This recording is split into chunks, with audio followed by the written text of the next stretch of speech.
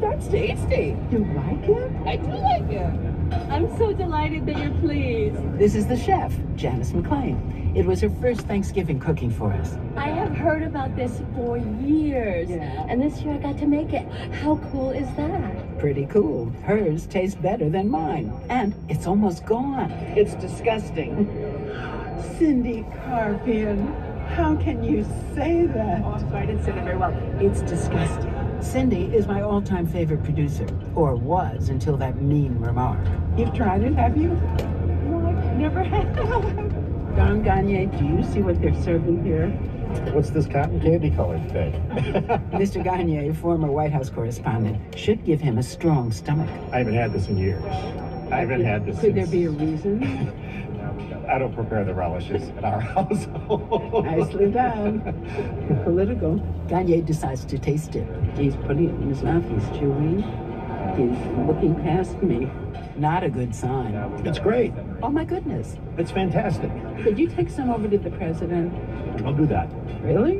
No, I'm just being nice to you. You always have. Bless you and happy Thanksgiving. Happy Thanksgiving. Happy Thanksgiving all around, dear listeners. I'm Susan Stamberg, NPR News, Washington. Whoops, here comes Lynn Neary again. I'm a little afraid, I have to tell you. I'm kind of a traditionalist when it comes to cranberries. This will clear your cold. It will clear your sinuses. I know it will. That's what scares me.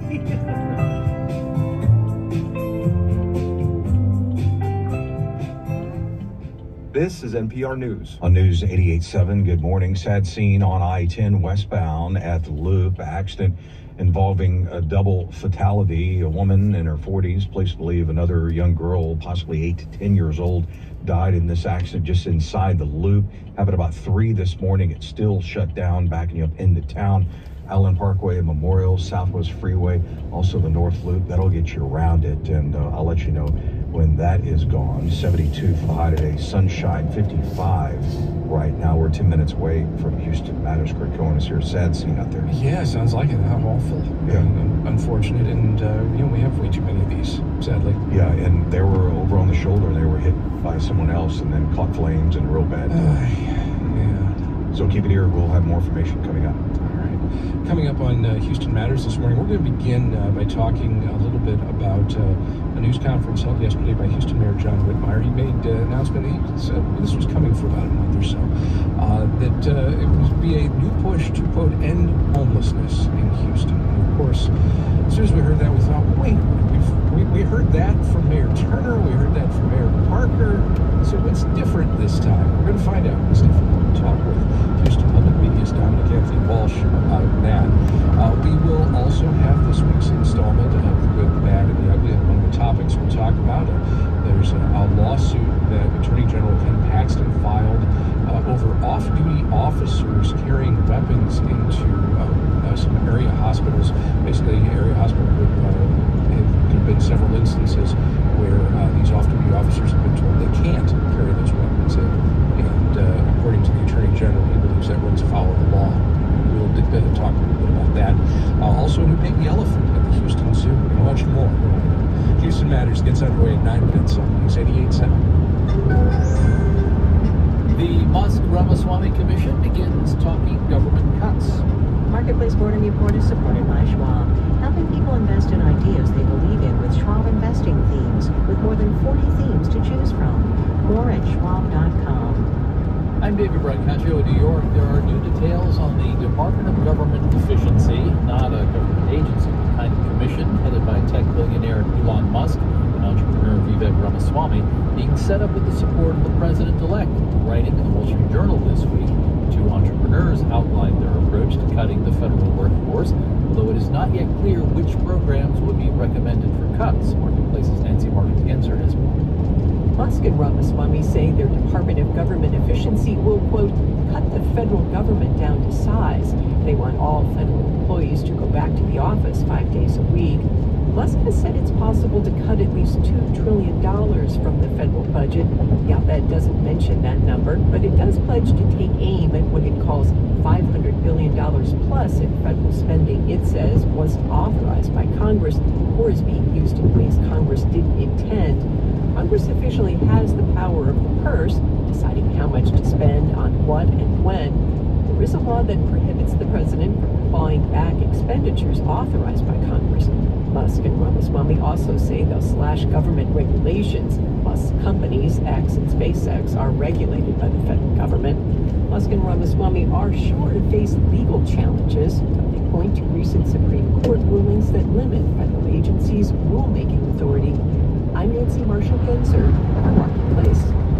The real estate market continues to be shaped by WFH, working from home. The government says roughly a third of U.S. employees do some or all of the work out of the office, and the St. Louis Federal Reserve has a new report on people who move to a different state, people who work more remotely. The move tends to be motivated by housing preferences. For those who work more in the office, people move because the job moves. Marketplace's Elizabeth Trovall reports. As today's work-from-homers make real estate decisions, their calculus gets to be more about what they care about. Allie Wolf is with real estate data firm Zonda. Do I want to live somewhere that's affordable? Do I want to live somewhere that has good weather? Do I want to live somewhere where my family is? And while housing affordability continues to be a challenge, flexibility for this group of workers means that there are new states that are cropping up in the discussion of home builders. Arkansas, Oklahoma, Missouri, Kansas, we even know parts of Montana and Wyoming have become more attractive than they were before the pandemic. Working from home has allowed some families to move to less expensive regions to buy real estate, but it's also had another effect. Harvard housing researcher Alex Herman says in the years following the pandemic, home prices rose a lot everywhere. Especially rapidly in more rural areas, in smaller markets, and in lower density counties of large metro areas. So incoming remote workers who tend to be wealthier benefit from cheaper housing, but they're making homes less affordable for the residents who were already there. I'm Elizabeth Trovall for Marketplace. Stock markets open. The Dow is up 263.6%. The S&P is up 0.2%. The Nasdaq is turned down slightly 10 points. The head of the Securities and Exchange Commission, Gary Gensler, is stepping down with the new presidential administration coming in. That wasn't required, but turnover is expected. Gensler is wary of cryptocurrency and had pushed for stricter regulation with all the headlines this week that Bitcoin could cross above $100,000 given Gensler stepping away. Bitcoin is down 0.5% below 98,600. Marketplace Morning Report is supported by Fortune, dedicated to empowering leaders to make intelligent business decisions and deliver non-biased reporting. Subscriptions, newsletters, and more at Fortune.com. We watch one documentary film a month for Yukon Extra Credit. We watch the doc or follow along in the Marketplace newsletter as we look for teachable moments on business, economics, and workplace culture. This week, it's a new film called Union, about the grassroots effort that led to a union at a big Amazon warehouse on New York's Staten Island. A few years ago, I spoke to one of the film's directors, Stephen Mang. It's been 30 months since they beat Amazon, and there has been no bargaining order. Amazon has refused to come to the negotiating table, and yet this is actually not surprising at all. I mean, we've heard stories in this country of it taking 2, 3, 5, and 7 years for a contract to be negotiated after an election victory. And so we have to really think about, as we move forward, like, we have a lot of political challenges ahead of us, but how do we actually look at labor law and the role of NLRB to protect unionizing efforts, and especially when it's in a place where workers have been that they deserve the contract. CVUC just the other day, the National Labor Relations Board came out with a new rule that going forward, companies can no longer make blanket statements that potentially joining a union is going to be bad for you or your career. And in your film, you see some of the education that Amazon is doing to that effect a couple years ago. This is a major victory for the labor movement, and the role of captive audience meetings in these union busting efforts has been incredibly troubling.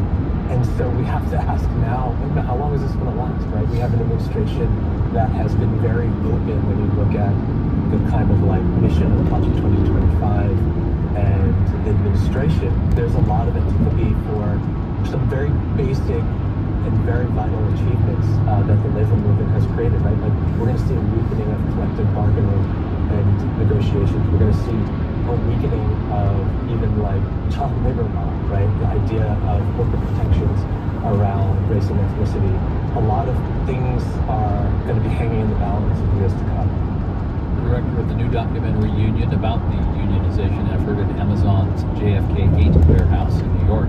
We reached out to Amazon for comment, but hadn't heard back by our deadline. Union, the film, did well at Sundance and has attracted strong reviews, but conventional distributors have passed on it, so the filmmakers are doing a self-distribution push.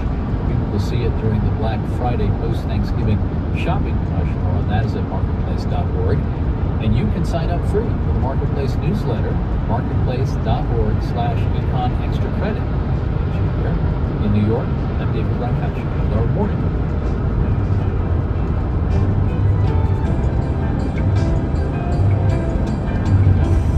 From 8 p.m., American Public Media. 8:59, it's News 88.7. Good morning. 6 hours now. Interstate 10's been shut down westbound because of an accident investigation just inside of the West Loop, forcing you off on the Washington. So if you need to head west, bail off in the downtown area, go up north on 45, take the North Loop, maybe 69, head out to the Galleria that way, or maybe Allen Parkway or Memorial. Support comes from Specs Wine, Spirits, and Finer Foods. Texas family-owned and operated since 1962, offering a large selection of wines, spirits, and beers to choose from. Details at specsonline.com. The fun starts here. Weather is sponsored by Stewart PC Attorneys for Executives. Another nice day, sunshine, 72 for the high, dry, mostly clear tonight, 49 for the low, mid-70s for Saturday, back into the 80s, Sunday and Monday, 59, Surfside, 55 here today. It's KUHF Houston, News 88.7, a service of the University of Houston. 9 o'clock.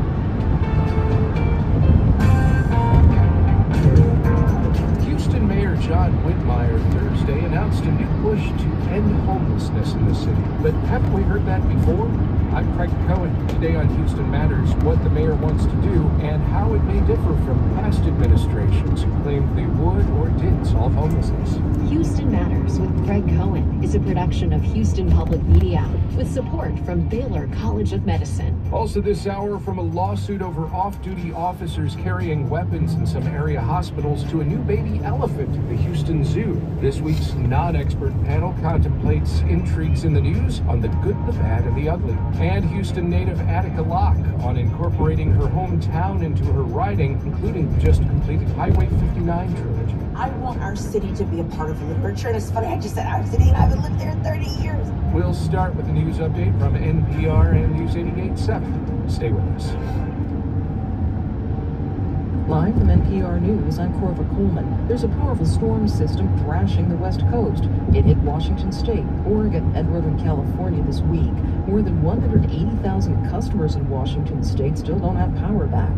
NPR's Lauren Summers says the storm system is called an atmospheric river, and it means Northern California is getting a lot of rain. Atmospheric rivers are basically these plumes of moisture that move across the Pacific Ocean. And if you look at a weather map, it actually kind of looks like a fire hose is pointed at the West Coast. It's pretty narrow, so it doesn't affect the whole coast. These storms are important. They're how California gets as much as half of its rainfall every year. And this one has been affected by another weather system nearby, which is a bomb cyclone. A bomb cyclone happens when there's a rapid drop in air pressure in a short period of time. That means incredibly damaging winds and much more rain. Some parts of the West Coast could get up to 16 inches of rain when the storm is through. Today is a national holiday in Lebanon, the country's Independence Day. It commemorates the day in 1943 when France relinquished control. But commemorations are somber this year amid the war. Lebanon's health ministry says more than 50 people have been killed in Israeli airstrikes in the past 24 hours alone. NPR's Lauren Freyer reports from Beirut. Catastrophic is how Adel Saad, mayor of Marrakech in southern Lebanon, describes the situation in his village, where he says 3 Israeli airstrikes hit at the same time. Farther south, another resident told NPR their village is surrounded by Israeli soldiers, and that they're trying to coordinate with UN peacekeepers to get safe passage out for a pregnant resident. The Those killed in the south include at least 5 medics, according to Lebanon's health ministry. Meanwhile, footage shared on social media shows dazed survivors stepping through rubble of buildings in the Bekaa Valley, one of this country's breadbaskets near the Syrian border. And here in Beirut, the Israeli military has warned people away from yet more buildings in the capital's southern suburbs. Lauren Fryer, NPR News, Beirut. Stocks opened higher this morning as crude oil prices inched up. The Fear of Scott Horsley reports the Dow Jones Industrial Average rose more than 300 points in early trading. Crude oil prices climbed as Russia ratcheted up its assault on Ukraine. Retail gasoline prices continue to moderate, though. AAA says the average price of regular gas is just under $3.06 a gallon. McDonald's plans to expand its discount meal offerings in an effort to keep hungry customers coming through the door. The fast food chain says it's increasingly competing with home cooking. Restaurant prices have declined more than 3 times faster than grocery prices over the last year. The nation's top stock market regulator is stepping down in January. SEC Chairman Gary Gensler says he'll leave office on the last day of the Biden administration, clearing the way for President-elect Trump to install a new financial cop with a lighter regulatory touch. Scott Horsley, NPR News, Washington. You're listening to NPR. Support for NPR comes from NPR stations. Other contributors include Eric and Wendy Schmidt through the Schmidt Family Foundation, working toward a healthy, resilient, secure world for all. On the web at theschmidt.org. This is NPR. Live from News 88.7 in Houston, I'm Matt Herring. Tragic situation this morning. Houston police say both a woman and child were killed after a crash that caused an explosion on the I-10 Katy freeway. All westbound lanes are still shut down. They have been all morning long. This all happened as a result of a vehicle striking another car on the side of the road and a utility truck. Both the driver of that vehicle and the driver of the utility truck were taken to the hospital with injuries. Again, the 2 people inside the other vehicle that were hit were both killed. One of them, a child possibly younger than 10 years old. I'll keep you updated on that situation here on News 88.7. Meanwhile, the 89th Texas legislative session starts in January, and experts recently discussed what's expected for Texas's youngest residents. One of the biggest issues, Kim Cochran with the nonprofit Children at Risk hopes that the policymakers address is access to child care and early childhood education. Working families need access to child care to participate in our workforce. They plan to work with policymakers on several bills covering issues such as human trafficking and childhood hunger. The Texas State Board of Education is expected to vote today on whether to include Bible lessons as part of the school curriculum. The proposal has already passed an early vote by the board. The lessons are geared towards elementary school children. We'll keep you updated on that vote here on News 88.7. And it's time to lace up your skates and head to downtown Houston as the rink at Discovery Green opens for the season. Our Gabrielle Dawkins has the details on how the ice survives the warm Texas winter.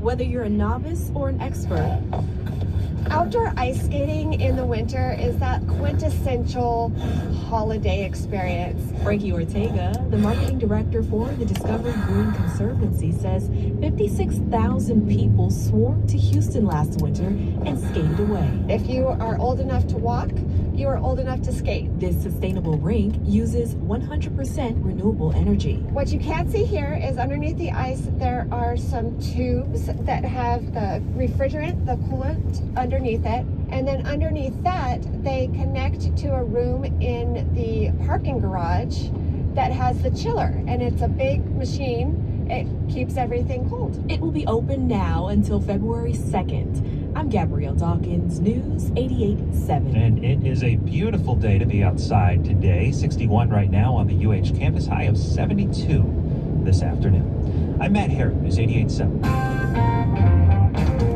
This is Houston Matters. I'm Craig Cohen. Good morning. Coming up this hour, from a lawsuit over off-duty officers carrying weapons in some area hospitals to a new baby elephant at the Houston Zoo. This week's non-expert panel contemplates intrigues in the news on the good, the bad, and the ugly. Also, Houston native and author Attica Locke on incorporating her hometown into her writing, including the just completed conclusion to her Highway 59 trilogy. But first, earlier this year, the U.S. Supreme Court ruled that cities can ban people, including those folks experiencing homelessness, from sleeping and camping in public places. It had previously been deemed cruel and unusual by lower courts under the 8th Amendment to punish people for sleeping outside if they had nowhere else to go.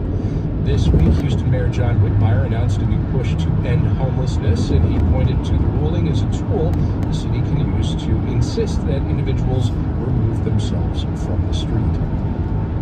Those are his words, I should say. Houston Public Media's Dominic Anthony Walsh has been following the story and joins us now. Good morning, Dominic. Good morning, Craig. What did Mayor Whitmire have to say on Thursday? He says it's time for the city to reclaim public spaces. You mentioned that Supreme Court ruling that allows cities to punish people for sleeping in public spaces. Whitmire wants to make use of that in Houston by expanding what's known as the Civility Ordinance.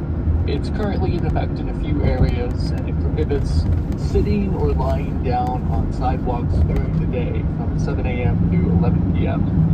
Whitmire wants to expand it to include the night, and he wants to apply it citywide. This would require action by city council, but if it ends up happening, it would essentially prohibit unhoused people from sleeping in any public space across Houston. Last month, the mayor said his plans to deal with homelessness would include a city-sponsored encampment. Was that part of what you talked about Thursday? It was not part of the plan, was not mentioned at all. I spoke to Kelly Young, CEO of the Coalition for the Homeless of Houston and Harris County, for the mayor's announcement, and she said this approach makes sense for areas that have a lack of available housing, but it doesn't make a lot of sense in Houston. I think the other piece to recognize is that it's a temporary intervention. From our perspective, but we're always interested in making sure that there is a permanent solution to whatever that intervention is. So the more temporary interventions that we might set up also uses resources to support those interventions, and we're always going to want our resources to go to that long-term permanent housing solution. That's Kelly Young, CEO of the Coalition for the Homeless of Houston and Harris County. We're talking with Houston Public Media's Dominic Anthony Walsh. Dominic, the former head of that coalition, now the city's Housing and Community Development Director, Mike Nichols, expanded on the city's plans. What did he share Thursday? He laid out a 5-point model, including more opportunities for unhoused people to access shelters and housing in an effort to reclaim public spaces, deepening the city's partnership with Harris County when it comes to mental health services and law enforcement, creating sustainable sources of funding for homelessness programs, and stepping up accountability for recipients of that funding, including city departments and nonprofits. This is the third administration to tackle plans to, quote, end homelessness since this program went on here in 2013. How does what Mayor Whitmire says he wants to do, how is it any different from what Mayor Turner did or Mayor Parker before him? Well, one of the biggest differences is setting up a sustainable source of local funding for all the services and programs we just mentioned. Nichols and Whitmire want to see $70 million in the first year. And of course, Whitmire's plan to criminalize sleeping in public spaces across the city at all hours of the day and night would be new. There has also been this housing first model the previous administrations talked about. What are you hearing from folks involved in all of this about that? Well, the housing first model worked by basically getting people off of the streets within 30 days into housing and then providing services, rather than kind of using services as a stick before getting them into housing and using housing as a carrot. That model is going to still be part of this plan, the housing first model, and the model has really had a lot of success since 2011. It's decreased the unhoused population by about 60%. And advocates really credit that approach with that accomplishment, and it is still part of this plan. Permanent housing did come up quite a bit in that press conference yesterday. The American Rescue Plan pumped nearly $2 trillion into the economy, including lots of money to state and local governments to fund projects that had struggled for funding previously, including programs for housing people here in Houston, with the last of those funds getting spent before the deadline at the end of the year. Can the city and county make up some of the difference? Well, that's exactly what Nichols, the housing department director, wants to see. He referred to the reliance on federal funds over the years as a major flaw in the city's previous approach to homelessness because those funds do run out. Between the city, county, and other sources, he wants to see $70 million in local funding for this plan. That would be new. Dominic Anthony Walsh reports on City Hall for Houston Public Media. Dominic, thank you very much. Thank you. Up next, there's a new baby elephant walking at the Houston Zoo. We discuss that and other intrigues in the news on this week's The Good, the Bad, and the Ugly as Houston Matters continues.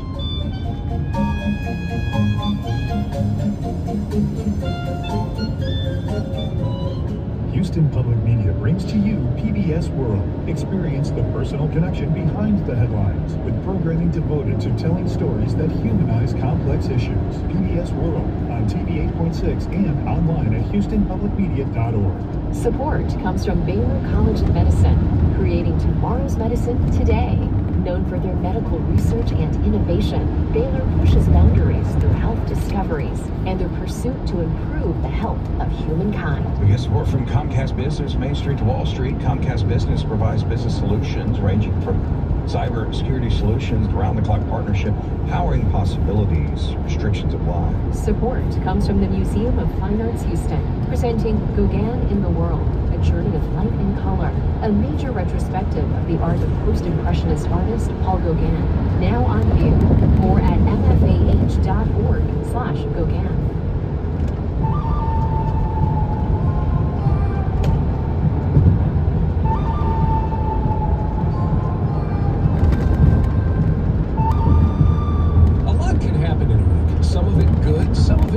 Some of it downright ugly. When faced with intriguing developments in the week's news, we turn to a rotating panel of non-experts to parse the good, the bad, and the ugly of it all.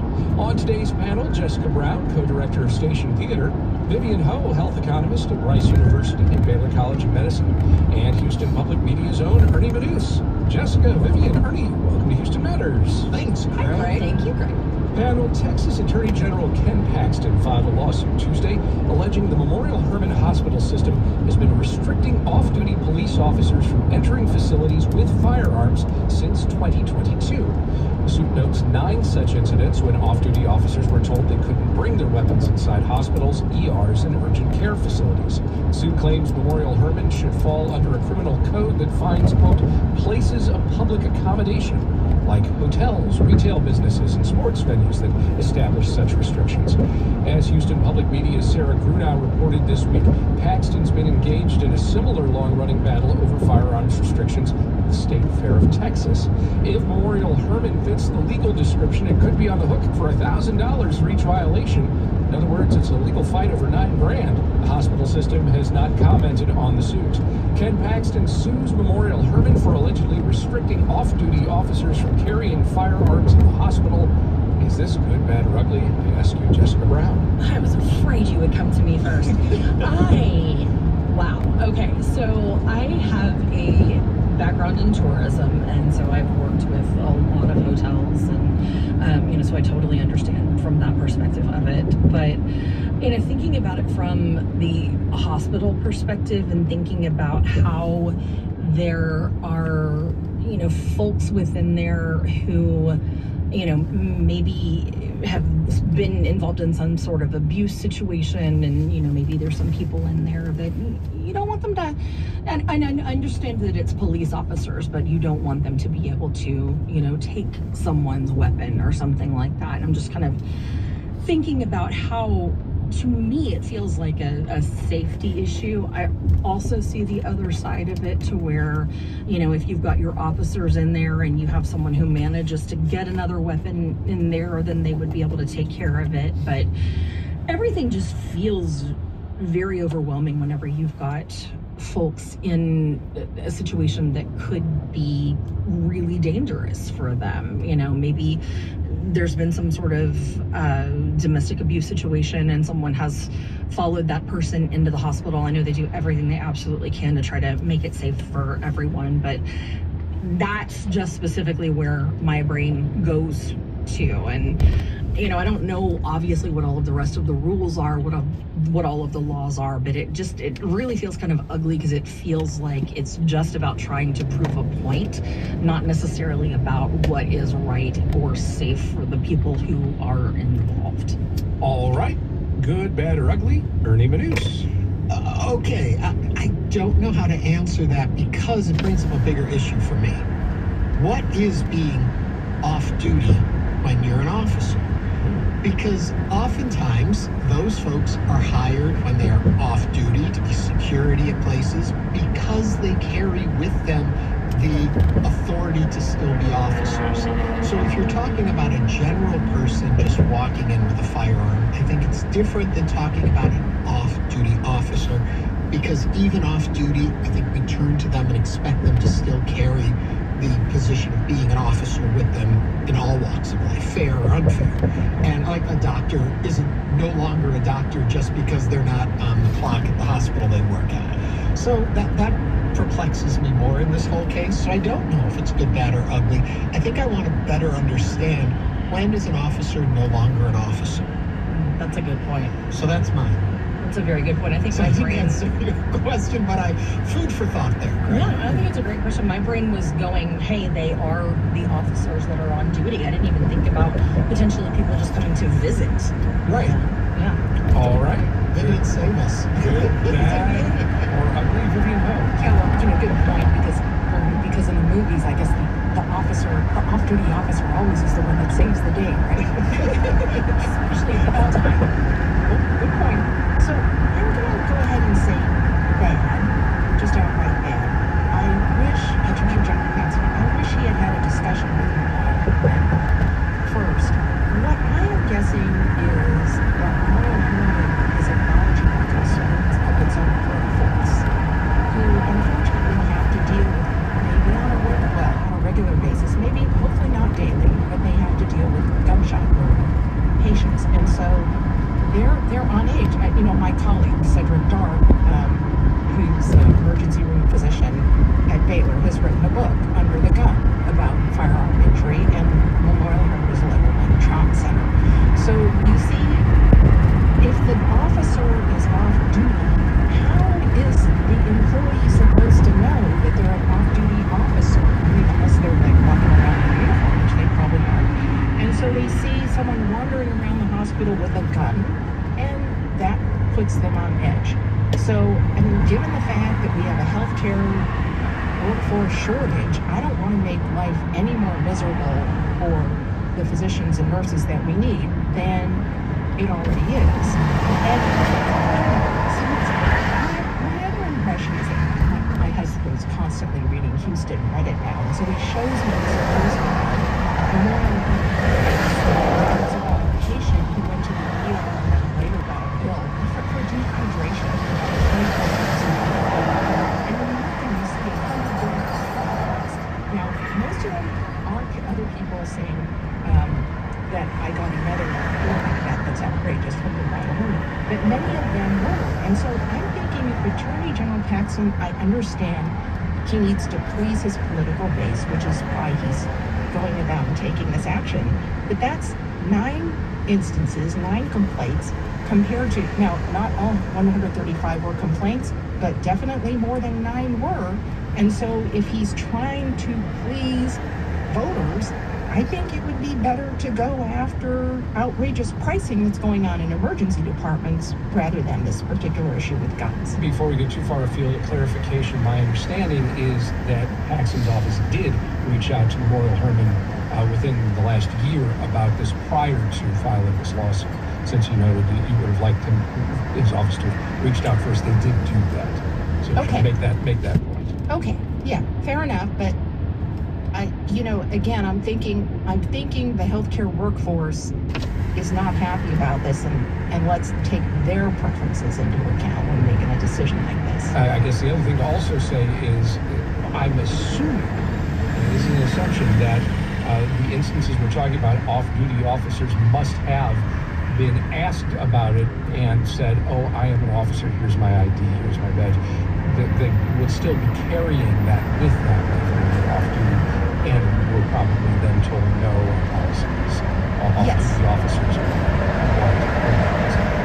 Yeah. And then, although it's just not every healthcare worker is going to be aware of that, and then they're going to see someone carrying a gun around. So my guess is that's what they're concerned about. And I also think, Memorial Hermann probably has terrific security.